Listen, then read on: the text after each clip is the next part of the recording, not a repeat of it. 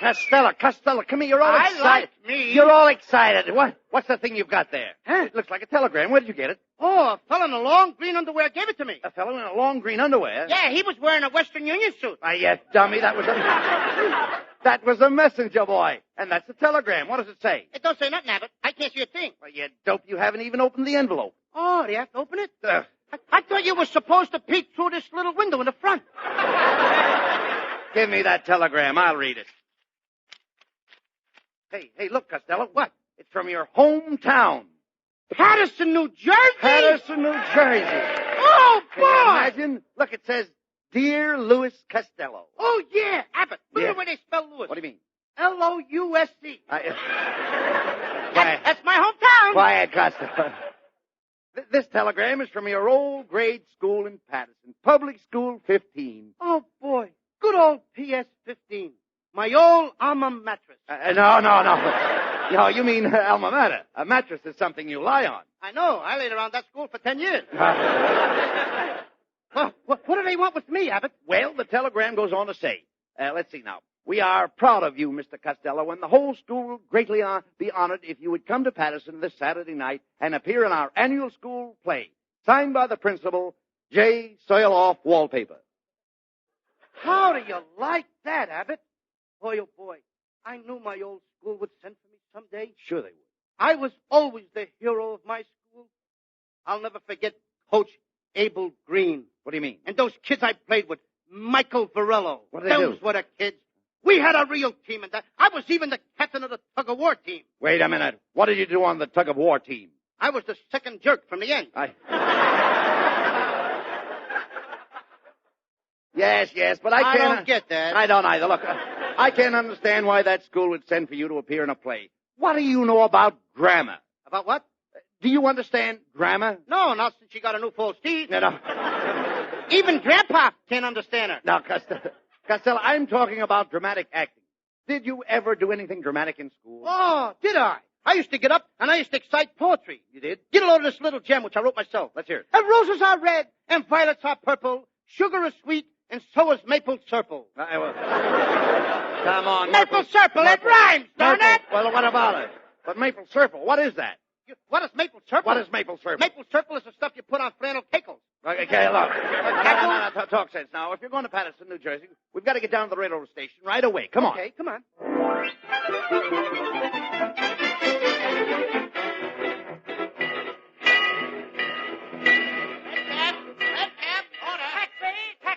All right now, Costello, let's get our tickets for Patterson. We've got to find a comfortable place to sleep on the train. Oh, I never have any trouble, Abbott. I got a system. I eat garlic before I get on a train. What has garlic got to do with finding a place to sleep? I just breathe in the conductor's face, and he gives me a wide berth. Oh, be sensible. Well, here's the ticket window. I beg your pardon, sir. We're going to Patterson. Could you tell us how the trains run? Oh, yes. There's a big black thing that pulls them, and it goes choo-choo and woo-hoo! This guy's been drinking too much of that traveler's aid. Hey, look.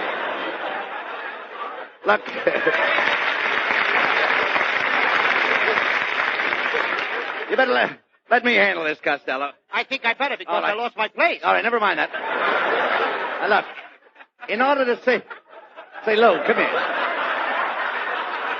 ahead. I got it. All right, Go ahead. look, I'll take care of everything. Don't worry about a thing.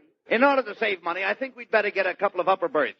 Oh, but I don't want an upper. I want a lower. But, Costello, do you realize that if you buy a lower, you'll find it's much higher than an upper? Oh, sure. I mean, after all, what'd you say? I said that a lower is higher than an upper. A lower is higher than an upper? Why, certainly. Well, what are they doing? Running the trains upside down? Of course not. The lower is a more desirable berth. Therefore, if you want to go lower, you'll have to go higher. If I want to go lower, I'll have to go higher. Yes. Why should I go higher when I want to go lower? Not simply because if you want to go lower, you have to go higher. Because the lower is higher than the upper. And the reason the lower is higher than the upper is because the upper is higher up than the lower. Oh! You mean that the upper is lower than the lower Yeah. because the lower is higher than the upper? Now you've got it. Now I've got it. I don't even know what I'm talking about. Costello, I'm trying to tell you that they sell the upper lower than the lower because when you sleep in an upper, you have to get up to go to bed. I have to get up to go to bed. That's right. Who's paying for my berth. You are? And there ain't going to be anybody in it but me? No. Then why do I have to get up? Costello, look, I've already explained it. Unless you go higher for a lower, then you're stuck with an upper. And you'll have to get up when you go to bed. And you'll have to get down when you want to get up. Abbott. What? Let me smell your breath. Oh!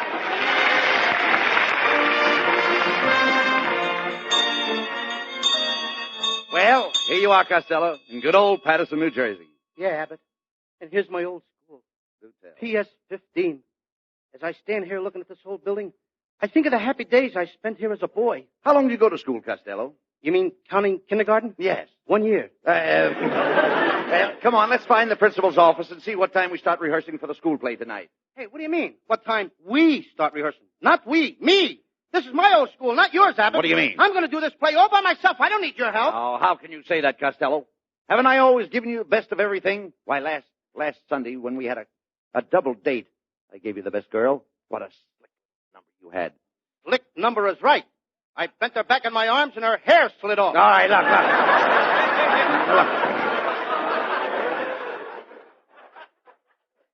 Just cut that out, Costello. Wait a minute. I think this is the principal's office right here. No, not that room. What do you mean? No, that room is where they have the art class. What do you mean? That's where I learned to draw, Abbott. You did? I was a wonderful drawer. My kid brother Sebastian is in there now. He's studying to be a drawer, too. Well, that'll be nice. Just think of it. The Costello brothers. A pair of drawers. Look, never mind that. Where is the principal's office? Oh, I don't quite remember, Abbott. But look. Here's my old first grade room. First grade room? Yeah. Eh? Well, why don't you go in and say hello to your old teacher? Oh, I don't think Miss Sashwaite would remember me. I wonder if she's as fat as she used to be. Why, was she very fat? Fat. Every time she turned around, she used to erase the back blackboard. Yeah. I said it! All right.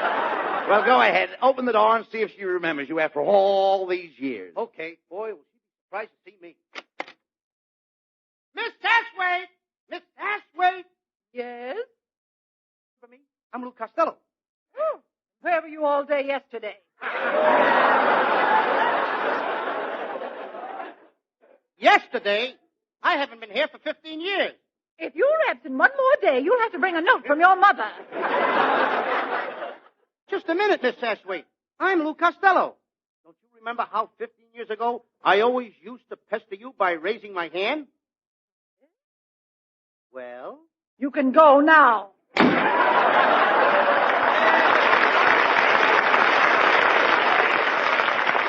Gee, Miss Sashwaite. Gee, she's changed. I remember when she used to keep me after school to spank her erasers. All right, look. Come on, Costello. Here's the principal's office right over here. And you'd better let me talk to him. He's a very brilliant man. Go ahead. How do you do, sir? Are you Professor Wallpaper, the principal? Yeah. Oh, you can always tell a Harvard man. Professor, I understand you want Costello to appear in your school play tonight. Yeah, just a minute. I got the telephone tangled in my yo-yo. Now, if you fellas are looking for the rehearsal of the play, it's right in the next room. Oh, all right. Come on, Costello. Oh, I love you, Millicent, my darling. I love you too, Rodney. Kiss me, my... Oh. Hey, you two, cut that out. Shh, wait a minute. Don't stop them, Costello. That's wonderful acting. They're not acting. That's the janitor and the fourth grade teacher. Oh, this is ridiculous. Can anybody tell us where they're rehearsing the play, please? Right in the next room. Just ask for the English teacher. He's in charge. Thanks. Oh, I love you, Millicent, my darling. I love you too, Rodney. Kiss me, my sweet... Yeah, but What? they've been doing that for 15 years. Why don't they get together? Well, she won't marry him when he's drunk, and he won't marry her when he's sober. Yes, teacher, I'm a dandy.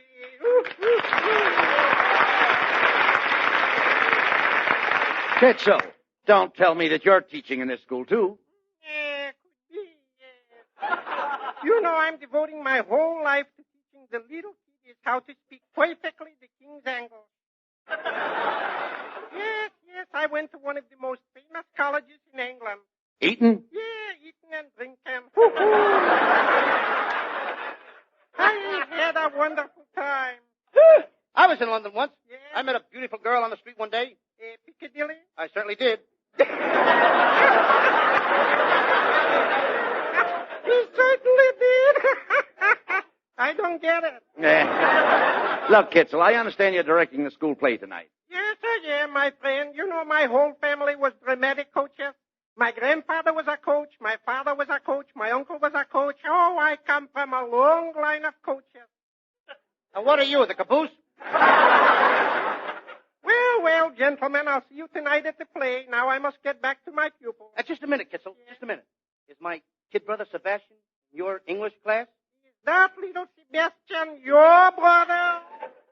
Hoo-hoo, is he a bright little chappie? You know, he is speaking the best English from the whole school.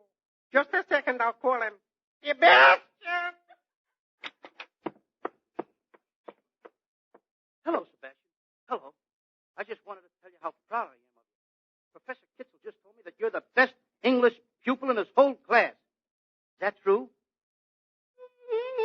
Yeah, could be. School days, he was the head boy along this block. And let us listen to this blockhead. Costello, the audience is waiting for you. You've just been introduced. Open this door. Here I am, Uncle Bud. Sebastian, what are you doing in your brother's makeup and his costume? What is the meaning of this? Louie has... Disappeared? Mm-hmm. Don't worry, Uncle Bud. What do you mean? I'm going out on the stage and I'm going to take his place. And the audience will never know the difference. I put on this big putty nose that I got, and I put on my nose. This big putty nose. But, Sebastian, you've got the putty down over the end of your nose. How are you going to smell? All right, unless they turn on the heat. Look, Sebastian, what are you going to do when you get out on that stage? Well, I'm going to tell him a story about Romeo and Juliet. And it was written by William Shakespeare, a very great ether. Ether? Mm-hmm. You mean author. Ether puts people asleep. That's what this story's going to do. Well, all right, as long as Lou isn't here, I suppose you'll have to do it. Okay, come on, hurry up. The curtain's going up. Come on, there you are. Oh, okay, thank you. Good evening, ladies and gentlemen. I'm about to tell you the story of Romeo and Juliet. Now, I don't want any interruptions from you, Uncle Abbott. Go ahead, let's My hear the big story. brother told me how you interrupt him. Well, go ahead. But don't interrupt me. Tell that story. Don't give me that. Go Just ahead, don't go interrupt ahead, me, go that's ahead. all. I lost my place like my big brother. Now, I'm not kidding. Once upon a time, there was a fella named Romeo. Romeo? What did this Romeo look like? I got out of that one. Well, all right, what did he look like? Huh? What did he look like? Well, he was about... How do I know what he looked like? I never met the guy. Then why do you tell stories about people you don't even know? Nobody knows Romeo. He's just a guy in the story. He's an imaginary character. Oh, you mean he's just a person in fancy? Fancy. In fancy what? In fancy nothing. That's a good way to catch gold. Now, look, Uncle Bud, if you just shut up, I'll tell a story. All right, go ahead. I won't say any more. Okay. All right, go ahead. Once upon a time, there was a fellow named Romeo, and he was his father's only son. Well, that's right. He was his father's heir. What? His father's heir. His father didn't have any hair. He was bald-headed. All right, go ahead. Now, don't interrupt me. All right, go ahead. Now, there's a girl in the story, and her name is Juliet. And her father was giving a big party, you know, to kind of, sort of shove her into society. Oh, you mean she was making her debut? I don't know if it was a debut or her night-view. All I know, it was her first party, and a lot of people was invited to see her and stuff. Well, you see, the folks were coming in to her coming out party. How can you come in to come out? She was inside already. Naturally, she had to come in to come out. What did she want to come out for? She was inside. This wasn't an outdoor affair. All right. This was inside. I know that. You told me that. All right. Well, if people are going to come in to come out, there's no use of going out to come in. All right. Why don't they stay home? Look, Sebastian, you don't Why understand. don't you stay home? Look, you don't understand, Why don't you Sebastian. stay home Now, for listen, years? please. You want me to tell your big brother on you? Anybody got lozenges? Listen, please. Look, the party brings her out. The party brings her out. That's right. Why should the party bring her out? What did the little girl do? No. The party didn't even start, and some guy right away wants to drag her out. No, you don't understand. Why don't they leave the little kid alone? Now, Sebastian. Maybe she wasn't drinking. But, listen, Sebastian. Maybe she had one pop. Now, Sebastian. Maybe after all, the kid is okay. All right. Lost again. All right, go on with the story. Well, look, wasn't Romeo invited to this party? Talk longer. Look, wasn't Romeo invited to this party is what I want to know, wasn't he? Oh, sure. Oh, that- Sure. No, you see, Juliet's father. Thank you, Mr. Bernard. Juliet's father.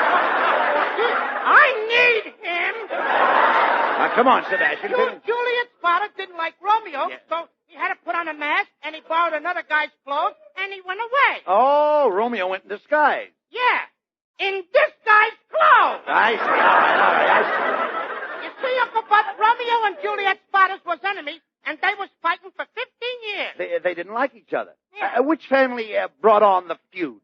They both brought on the feud, but Romeo wouldn't eat it. He was lovesick. He kept getting thin and pale. Oh, I see. He looked wan. Oh, yeah. What'd you say? I said, he looked wan. Don't you know what wan is? Yeah, 1 is the number before 2. No. 1, 2, a bottom my share. No. Wan means picket. Romeo was picket. Oh, sure. He was peeking through the keyhole at Juliet. Now, Sebastian.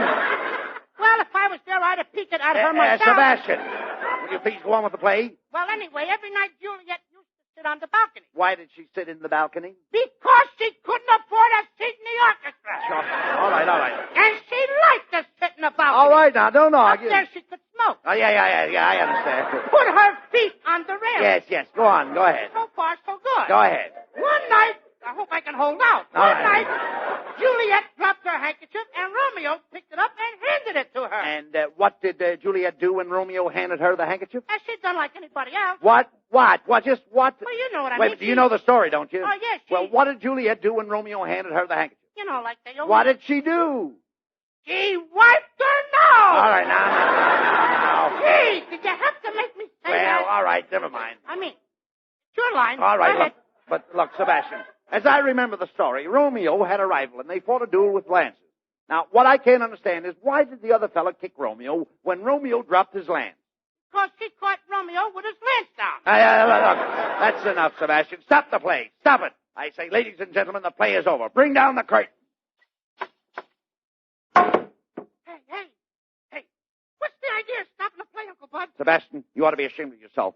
Not only have you disgraced your brother Lou, but you stand there and make a monkey out of a great masterpiece. You ridicule Romeo and Juliet, the greatest love story of all time, and you deliberately insult the name of William Shakespeare. Why do you do these wicked things? Oh, I'm a bad boy! Yeah, I'll say you're a bad boy. Oh, I'm the kind of kid my mother won't let me associate with. You certainly are. Now, come here. Now, where is your brother Lou? I think he might be in the 4th grade classroom, Uncle Bud. What makes you think that? Because I locked him in there before the show. Sebastian, unlock that door and let your brother out.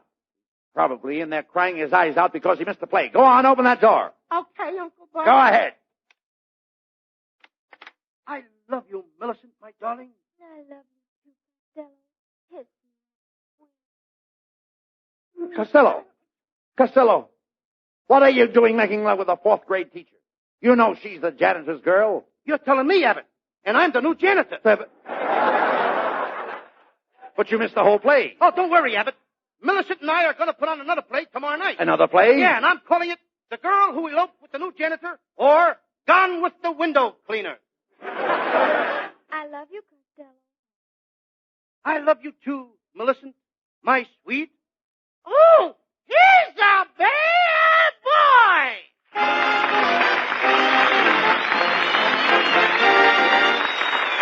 Abbott and Costello will be back in a moment.